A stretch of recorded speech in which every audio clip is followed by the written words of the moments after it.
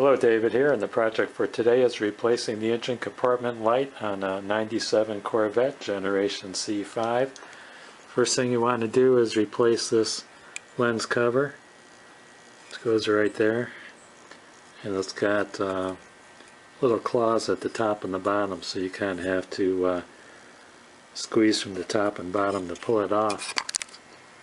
This is the lamp that comes out of there.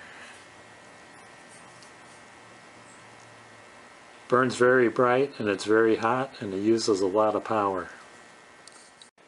Okay, if you look at the old bulb, you'll notice that it has a loop on each end. This loop is necessary because it attaches right there at the top and the bottom. There's a little notch that points to the left. So this bulb works because it shines light 360 degrees. When you replace with an LED light, the light shines only in one direction. So if you use a wire loop festoon and attach it to this, the light would go that way, and we want the light to go straight out towards the engine. So we have to use something called a twisted loop festoon. And this is the twisted loop festoon. Notice the loop is twisted so that the light could be mounted and yet the LEDs can face towards the engine compartment.